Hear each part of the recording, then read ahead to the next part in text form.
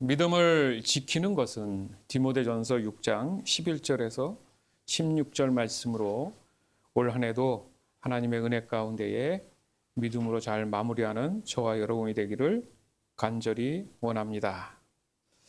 믿음을 지키는 것이란 무엇이냐? 쉽게 말해서 믿음으로 살아가야 한다는 것을 의미해요. 뭐라고요? 믿음으로 살아가야 한다는 말. 이제 2024년 올해도 이틀 남짓 남았습니다. 그리고 늘 이 시간이 되면 우리가 반복적으로 말하죠. 참 올해도 다사다난했다. 작년에도 이 말을 한 것 같아요.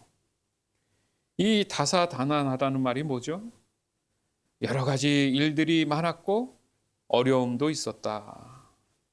지난 과거 한 해 한 해를 돌아볼 때 참 무탈해야 된다는 그 소망을 가지고 한 해를 보내고 또 새해를 맞이했지만 참 그런 무탈의 해가 존재하지는 않았던 것 같아요.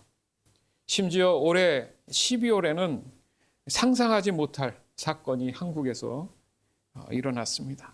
그리고 그것이 지금도 진행 중인데 또 이 와중에 어제는 한국에 여객기 하나가 착륙을 하다가 기체 고장인지 어쩐지 모르겠는데 준비할 시간도 없이 엔딩 기어라 그러죠. 바퀴가 내려오지 않은 상태에서 착륙을 시도하시다가 거기에 있는 어떤 벽 같은 데 부딪혀서 전소했어요. 꼬리 쪽에 계신 거기 그 승무원 남자분 여자분만 골절이 있고 살았고 나머지는 생사가 어렵다는 그런 보도를 또 충격적으로 받았습니다. 아주 끝까지 여러분 참 할 말이 없는 우리의 인생인 것 같아요. 정말 그래서 생각이 드는 것은 가능한 한 2024년 이 끝을 기점으로 해서 모든 것이 좀 리셋이 됐으면 어떨까? 이런 생각도 안 들겠습니까? 그런데 마음 한구석에는 불가능하구나. 또다시 수많은 그런 일들을 생각하면서 다시 한번 그 일들을 우리가 끌어안고 2025년도를 지금 맞이하게 된 거예요. 그래서 그랬는지 몰라도 하나님께서 특별히 성탄절이 12월 25일 정도에 허락하신 이유가 아닐까. 그렇죠? 그냥 한 해를 보내면서 어려운 힘든 일이 낙심적이고 고통스러운 일들이 그렇게 마무리되기가 힘드니까 소망에 기쁘다 구주 오셨네. Joy to the world. 그래서 다시 한번 소망을 갖고 한 해를 시작하라는 하나님의 따뜻한 사랑이 아닌가.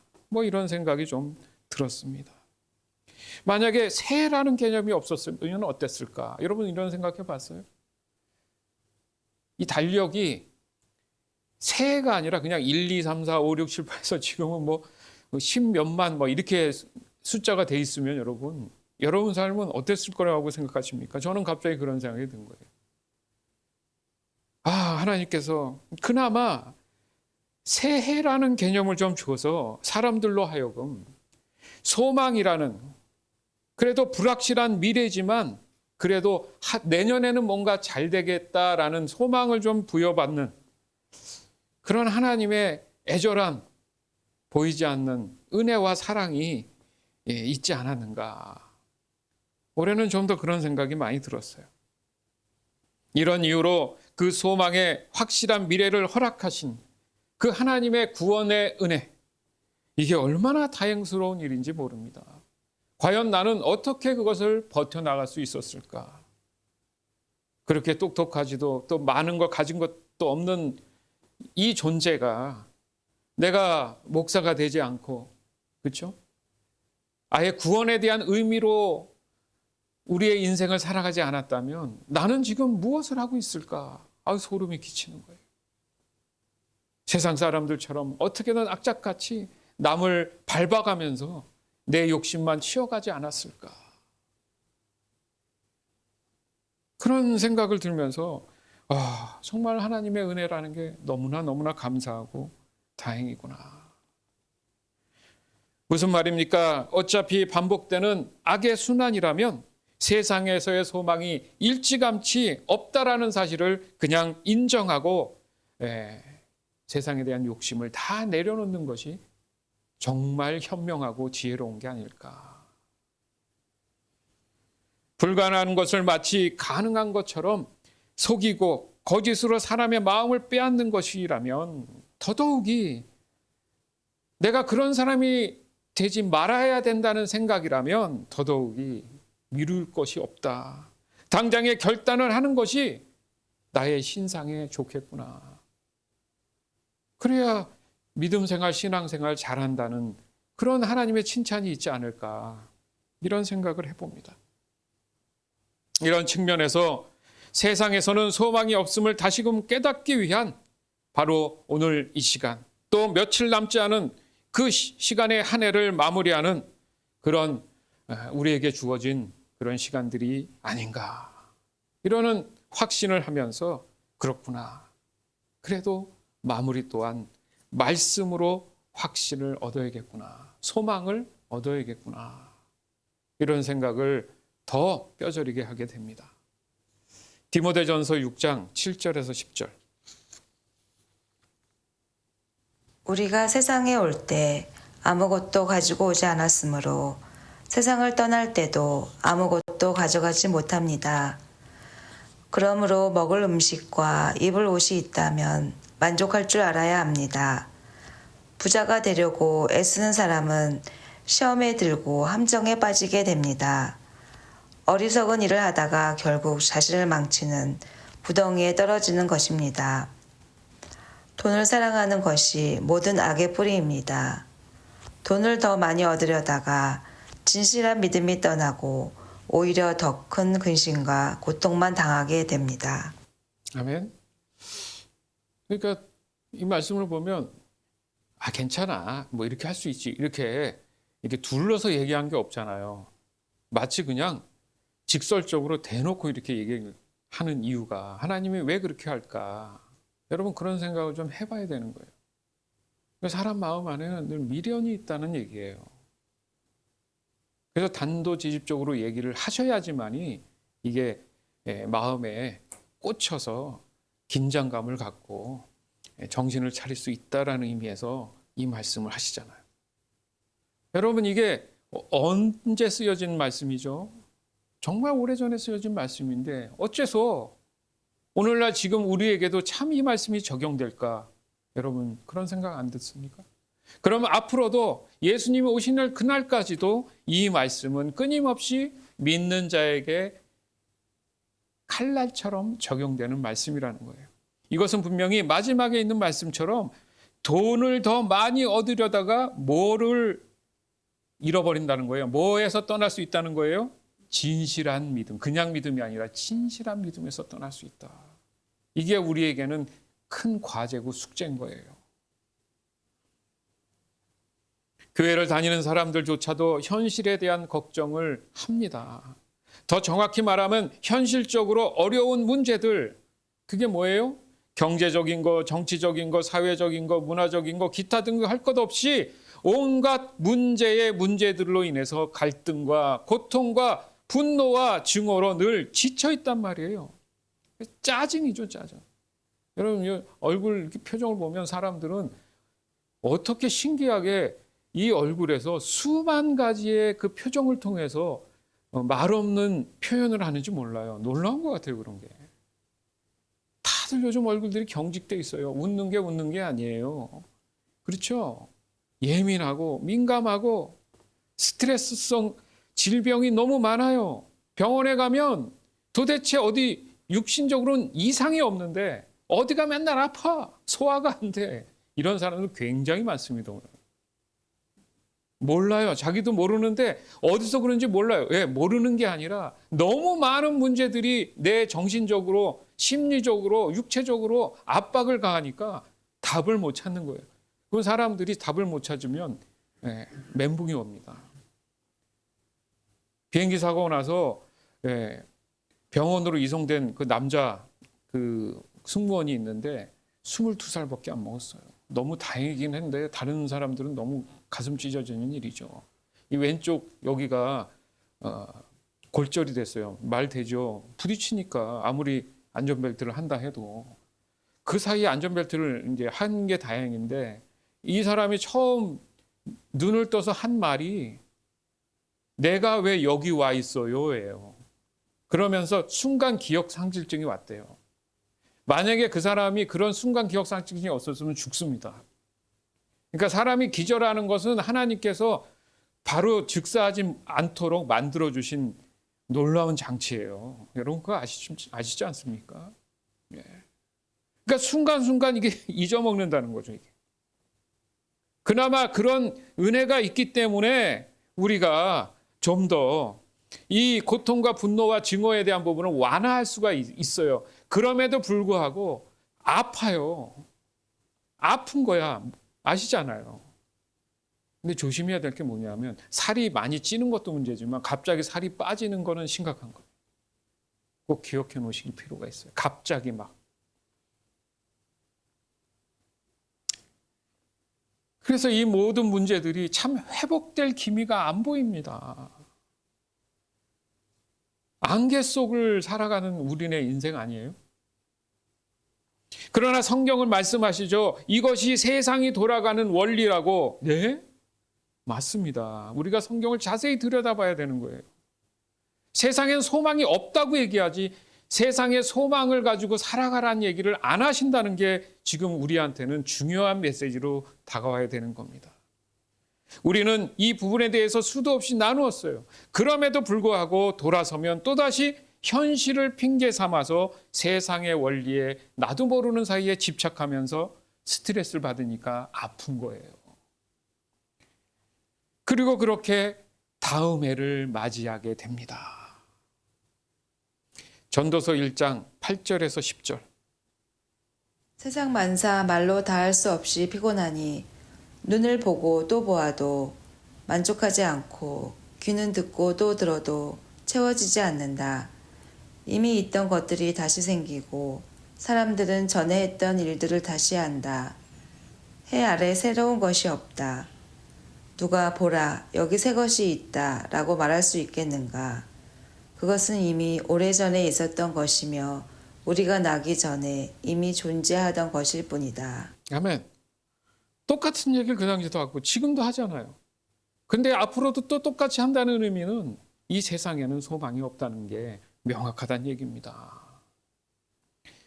그래서 죄송한 얘기인데 이 세상에서의 소망이 없는 그런 상황 가운데 마음 가운데 생각 가운데 이제 2025년을 맞이할 것이 뻔한 일이라는 거예요. 이건 예언이 아니라 자연스러운 거예요. 매년 그렇게 보냈으니까. 이렇게 얘기하면 목사님 너무 부정적인 거 아닙니까? 설교를 하시면서 좀 이렇게 소망적인 내용을 해야지 너무 믿음이 없으신 거 아니에요? 이렇게 얘기할 수 있어요. 그럼 저는 반문하겠죠. 그럼 진짜 진실한 믿음이 무엇입니까? 좀 전에 우리가 함께 나눴던 말씀을 생각해 보세요. 적어도 성경에 근거한 말씀을 적용해 보면 도리어 제가 이렇게 말한 것이 더 믿음적일 수 있다는 거예요. 더 정확히 말한다면 세상살이에 목숨을 걸 만큼 너무 집착하거나 소망을 두지 말라는 거죠. 그러면 또 얘기합니다. 그럼 목사님은 공기만 먹고 사십니까? 이슬만 먹고 사세요? 예? 아니 다른 세상에서 사십니까? 아니 성경에서도 열심히 땀을 흘려서 먹고 살아야 된다고 얘기하지 않습니까? 틀린 말이 아니죠. 그러나 다 맞는 말도 아닙니다. 성경을 깊이 더 알지 못하는 얘기예요. 그래서 예수님이 알려주신 기도가 있는 거예요. 우리가 늘 예배 가운데 하잖아요. 그중에 우리에게 일용할 양식을 주시옵고 라는 믿음의 고백을 늘 하라는 거잖아요. 아니 알아서 그냥 땀 흘리면 먹으면 되는 걸 뭐하러 이렇게 예수님이 알려주신 기도를 하라고 합니까? 무슨 말이에요? 죄가 있어서 땀을 흘려서 얻은 소득과 죄 사함을 받은 사람이 땀을 흘려서 얻은 소득은 다르다는 거예요. 명확히 다른 의미가 있습니다. 그래서 항상 그리스도인을 말할 때 믿음의 사람 이렇게 표현해요. 시작. 믿음의 사람이에요. 그냥 사람이 아니라. 세상은 마치 자신들이 우월한 위치에 있다고 스스로 자신감을 보입니다. 이 또한 성경적으로 볼 때 하나님이 설정해 놓은 믿음을 더 강조하기 위한 방법이에요. 하나님이 세상 사람들이 잘한다고 높여준 게 아니라 그들로 하여금 더 드러나 보이는, 지금 우리가 알고 있는 현실적으로 나타나는 수많은 문제들이 더 두각되면서 믿음에 대한 강조를 하시는 하나님의 방법이라는 거예요. 그래야 믿음을 더 들여다보죠. 그래야 더 믿음이 필요하다고 고백하겠죠. 그래야 하나님께 더 부르짖겠죠. 이게 하나님의 원리예요. 예수님이 오셔서 사람들로 하여금 어떻게 됐습니까? 십자가에 어떻게 됐어요? 처형당했죠. 그럼 예수님은 참 무능한 하나님이잖아요. 신이 사람에게 진 거잖아요. 그렇게 얘기하면. 그러나 성경은 그렇게 말씀하시지 않잖아요. 마태복음 27장 39절에서 43절. 지나가던 사람들이 고개를 저으면서 예수님께 욕을 하였습니다. 성전을 헐고 3일 만에 다시 세운다는 사람아, 내 자신이나 구원하여라. 만일 하나님의 아들이라면 십자가에서 내려와 보아라. 이와 같이 대제사장들과 율법학자들과 장로들과 함께 예수님을 조롱하며 말했습니다. 이 사람이 다른 사람을 구하면서 자기 자신을 구하지 못하는구나. 그는 이스라엘의 왕이니 지금 십자가에서 내려오라지. 그러면 우리가 그를 믿겠다. 그가 하나님을 믿는다는데 하나님께서 원하신다면 그를 당장 구원해 주시라고 그래라. 자신이 나는 하나님의 아들이라고 했으니까 말이다. 네. 일반적으로 사람들이 얘기하는 믿음에 대한 개념이라는 거예요. 이해되십니까? 너가 말한 것이 사실이라면 네 스스로도 너를 구원해봐. 그러면 내가 믿을게.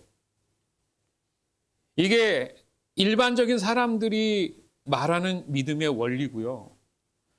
하나님은 거기에 침묵하셨죠.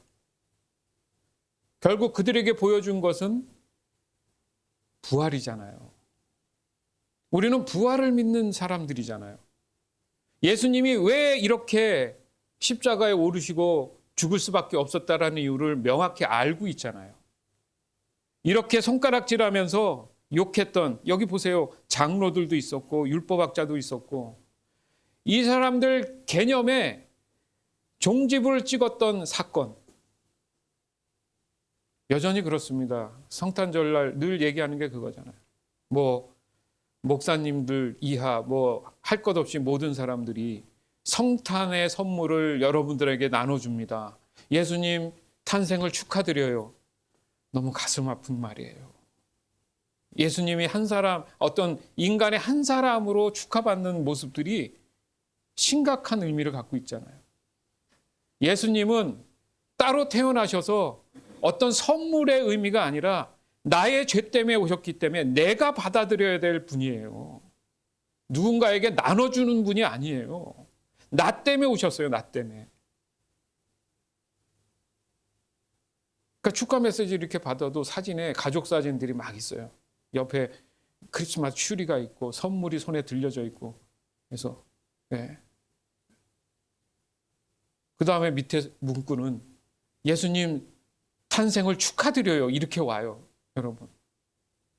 가슴 아프지 않습니까? 예수님이 12월 25일에 그냥 태어난 그런 어떤 성인이에요? 그렇지 않다는 거예요, 여러분. 왜 이렇게 됐을까? 지금 좀 전에 읽은 말씀이 그런 겁니다. 자기 자신도 구하지 못하면서 네가 어떻게 이스라엘의 왕, 만왕의 왕이라고 하느냐? 그 십자가에서 좀 내려와 봐. 그 개념이죠. 왜? 자기와 관련이 없다는 얘기를 하잖아요. 여기서도. 누구 때문에 왔는데. 그렇게 얘기한 너희들을 위해서 왔는데. 결국 예수님이 뭐라 그럽니까? 그들을 손가락질 안 하고 아버지 저들을 용서해 주시옵소서. 저들이 자신들이 하는 말이 무엇인지 모릅니다. 안 그렇습니까? 죄된 세상에서 보이는 이 믿음의 사람들은 어딘가 당연히 모자라 보이는 게 이상한 게 아니에요. 세상과 다른 말을 하니까 도리어 죽으니까, 순교하니까. 그래서 말하죠. 아이고, 예수님한테 이런 얘기를 한 거예요. 자신이 못할 것 같으니까 하나님 신이라는 것을 핑계 삼아서 자신의 열등감을 어떻게든 합리화하는구나. 이렇게 얘기합니다. 진짜로. 네가 뭐가 부족하니까 종교를 갖지. 돈 많은 사람들 아니면 뭐 이렇게 뭔가 세상을 얻은 사람들은 똑같은 얘기를 해요. 공통적으로. 나는 하나님의 필요 없어. 공동적으로 얘기해요. 진짜로. 만약 이 말을 여러분들이 듣고 있다면 기뻐하십시오. 그 사람은 적어도 믿음의 사람이라는 확신이 있는 거예요. 아멘. 즉 적어도 믿음을 지키려고 하는 그 모습 안에 바로 이 말을 들었을 때 나는 간접적인 믿음에 대한 확신을 얻고 있다라는 얘기가 돼요. 도리어. 그래서 성경은 네가 핍박을 받느냐? 기뻐해라. 이 말씀이 있다니까요. 따라서 믿음을 지키는 것은 이런 소리를 많이 듣고 있는 내 자신임을 여러분 확신하시고 감사하시고 기뻐하시기 바랍니다. 그렇기 때문에 우리를 그리스도인이라고 불러요. 여러분 그 의미 잘 알잖아요. 그리스도의 사람, 곧 예수님의 사람이란 뜻이에요. 즉 그 사람의 마음에 예수님을 모시고 예수님의 뜻을 따라 살아가는 사람이죠. 그런 사람은 철저히 예수님이 보여주신 그런 믿음을 따라서 살아가는 사람을 의미하잖아요. 그 결과 어떻습니까? 예수님의 생애에 겪으셨던 수많은 고난의 열정 그대로 나의 믿음 안에 녹여져 있고 담겨져 있다라는 얘기입니다. 따라서 예수님이 몸소 보여주셨던 그 고난의 열정 그대로 나의 일상에 적용되며 살아가게 되는 것이기 때문에 지난 과거에 내 스스로 무언가를 해결하려는 그 방법이 지금은 도저히 세상을 이겨낼 방법이 될 수 없다라는 얘기입니다. 그것을 내 스스로 이겨내려고 너무나 힘을 주다 보니까 병이 나는 거예요. 정신적으로, 육체적으로. 그래서 온전한 믿음을 지켜내는 것은 매 순간마다 일어나는 사람에게 있어서 호흡과도 같은 것입니다. 이 또한 두리뭉실한 설명이라고 얘기할 수 있어요. 과연 믿음으로 살아가는 것에 대한 구체적인 매뉴얼을 좀 보여주십시오. 아까 예수님한테 그렇게 따져댔던 사람들이 한 얘기입니다. 당연히 그런데 있죠. 문제는 뭡니까? 아무리 그 매뉴얼을 들여다대도 그대로 순종하고 있느냐?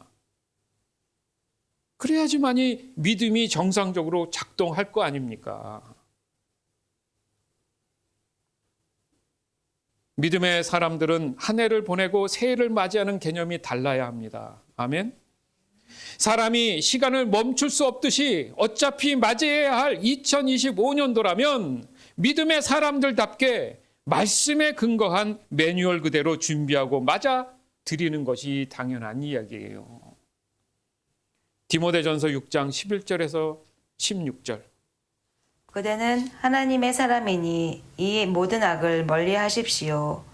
옳은 길에 서며 하나님을 섬기고 믿음과 사랑과 인내와 온유함을 가지십시오. 믿음을 지키는 것은 달리기 시합과도 같습니다. 영원한 생명을 얻게 되리라는 것을 확신하며 할 수 있는 한 승리할 때까지 열심히 뛰어가십시오. 이것을 위해 그대는 부르심을 받았고 또한 많은 사람들 앞에서 그리스도를 향한 신앙을 고백한 것입니다. 예수 그리스도께서도 본디오 빌라도 앞에서 진리를 말씀하셨습니다. 모든 것에 생명을 주시는 하나님과 예수 그리스도 앞에서 그대에게 명령합니다. 우리 주 예수 그리스도가 다시 오시는 그날까지 아무 흠과 잘못 없이 이 명령을 잘 지켜 나가십시오.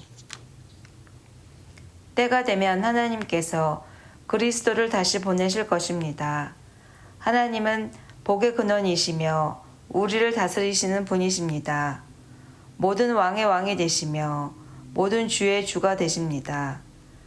하나님은 영원히 살아계시고 빛 가운데 계셔서 가까이 갈 수도 볼 수도 없습니다. 영광과 능력이 하나님께 영원히 있습니다. 아멘. 아멘. 영광과 능력이 하나님께 영원히 있습니다. 우린 이것을 믿는 거예요. 예? 영원한 삶의 소망이 있어야 돼요, 여러분. 육신의 이 짧은 삶이 아니라 영원한 삶. 믿음을 지키는 것은 뭐라고 얘기해요? 달리기 시합과도 같습니다. 여러분 너무 쉽지 않아요? 달리기 모르는 사람 있나요? 우리는 사람의 인생을 말할 때 마치 장거리 마라톤과 같다라는 비유를 많이 합니다. 마라톤 모르는 사람 있어요? 마라톤은 처음부터 끝까지 자기 페이스를 유지하는 것이 관건이에요. 중요하다는 얘기죠. 그리고 마라톤의 의미는 사실은 완주예요. 맞죠? 단거리는 쉬울 수 있어요. 멈추지 않을 수 있는데 마라톤을 할 때는 중요한 건 완주해야죠. 일반적으로 우리가 스포츠 게임이라고 그런 개념에서 보면 마라톤 또한 뭐 1등에 대한 그런 중요성도 있겠지만 많은 마라톤을 하시는 동호인들 이야기의 공통적인 얘기가 뭐냐면 1등도 좋죠. 근데 저는 제 능력과 실력을 알기 때문에 저는 늘 완주한 것에 대해서 내 스스로 성취감을 갖습니다. 대부분 그것 때문에 해요. 그래서 사람의 인생 모두가 마라톤과도 같다라는 말을 하는 겁니다. 더 깊은 의미에서도 보면 결국 중간에 포기하지 않는다, 포기해서는 안 된다라는 말 또한 포함이 되어 있다는 겁니다. 즉 포기하고 싶을 때 그 순간 믿음의 장치가 발동이 되는 거예요. 늘 내 안에 계신 예수님의 말씀을 의지하려는 내 마음의 확신, 그 믿음이 발동된다는 거죠. 즉 믿음은 혼자만의 달리기가 아닙니다. 시작. 믿음은 혼자만의 달리기가 아닙니다. 믿음은 예수님과 함께 달리기 때문에 끝까지 갈 수 있는 거예요. 여러분 시간은 멈추는 것이 아니잖아요. 마치 설명하자면 앞으로만 계속 갑니다. 그렇죠? 뒤로 가는 일이 없어요. 끊임없이 앞으로 쭉쭉쭉쭉 가는 게 시간이에요. 그 시간을, 그 흐름을 따라 우리가 살아가도록 하나님께서 우리에게 이 세상을 주신 겁니다. 즉 시간에 자기 삶을 맡기라는 거예요. 그 시간이 뭐라고 우리가 배웠습니까? 하나님이시잖아요. 하나님께 맡기라는 의미는 우리가 살아가는 이 개념 안에서 시간에게 자기를 맡기라는 거예요. 그 시간이 바로 하나님의 섭리고 하나님의 질서이기 때문입니다. 그렇게 흘러 결국 우리는 2025년으로 흘러가고 있습니다. 따라서 우리가 소망을 하고 기다리는 것은 어떤 막연한 미래에 대한 그 기대감이 아니라 다시 오실 내일 혹여나 1월 1일 예수님이 오시는 거 아니야? 라는 그런 그리스도 되시는 예수님이라는 그 믿음을 지켜냄으로 인해서 그날을 소망하고 기다리는 것이 궁극적인 우리의 마음가짐이라는 거예요. 그게 기대감이라는 거예요. 따라서 우리가 소망하고 기다리는 것은 막연한 미래가 아니라는 겁니다. 우리의 일상에서 어떤 일들은 잘 안 될 수도 있어요. 때론 실패하기도 합니다. 그것은 결코 진정한 결과가 아니라는 거예요. 어떤 과정일 수도 있고 그냥 현상일 수도 있다는 겁니다. 왜요? 사람은 자기 마음에 따라서, 마음먹기에 따라서 다시금 만회할 수 있는 방법을 찾는 사람들이 있어요. 찾아내서 다시 한번 실수하지 않고 그 일들에 대해서 완수하는 일들이 얼마나 많습니까? 거기에 또 그 가치를 높이잖아요. 그러나 실패했다고, 결과가 안 좋다고 낙심해서 아무것도 안 하고 시간을 흘려보내는, 게을러서 또다시 같은 실패를 하는, 그것을 성경은 믿음을 지켜내는 것이 부족한 사람이다, 이렇게 얘기합니다. 따라서 믿음의 사람들이 보내는 1년의 끝은 비우는 시간이다. 시작. 1년의 끝은 비우는 시간이다. 그리고 다시 맞이할 새해에는 새로운 것을 채워주실 하나님의 방법에 대해서 기대하고 의지하려는 그 시간을 늘려가는 시간이 되어야 됩니다. 아멘? 이것이 곧 믿음을 지키는 것에 대한 참된 의미인 거예요. 마치 마라톤 중간에 힘겹게 숨이 차오를 때 그렇잖아요. 그렇다고 서서 아이고 힘들어하고 하는 게 아니잖아요. 계속 뛰면서 심호흡으로 페이스를 조정해 가면서 균형을 잡고 심장이 안정되면 다시금 또 힘을 낼 때 뛰게 되죠. 그러면서 끝까지 뛸 수 있는 거예요. 그렇지 않습니까? 주 안에서 올 한 해도 믿음 가운데에 수고하신 여러분, 눈에 보이는 결과가 아무것도 없고 보이지 않다 해도 어떤 유익이 없다 할지라도 언제나 하나님은 여러분 안에 있는 믿음만을 보십니다. 뭐만 본다고요? 믿음만을 보세요. 즉 오로지 하나님의 관심은 하나님과 함께 영생할 수 있는지에 대한 준비가 잘 유지되고 있는지를 보신다는 거예요. 다시 말해서 믿음을 지키는 일에 모든 관심이 있으시다는 거예요. 누구의 믿음? 나의 믿음. 따라서 세상에서의 성공보다는 믿음을 지켜내는 것에 대한 성공이 곧 인생의 마라톤에서의 완주를 더 원하시고 기뻐하신다는 겁니다. 결승점에 들어갔어요. 완주했어요. 1, 2, 3, 4등이 아니라 하나님은 수고했다. 여기까지 오느라고 수고했다. 자, 완주했으니까 상을 줘야지. 맞잖아요. 근데 모든 인생들이 그 상을 받지도 못한 상태에서, 다 완주하지 못한 상태에서 멈춰버리는 경우가 많다는 거잖아요.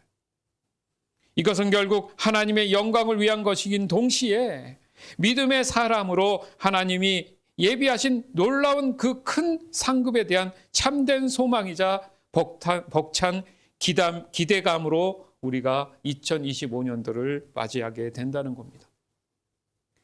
올 2024년도 여러분 모두 믿음을 지키기 위한 순종으로 정말 수고가 많았습니다.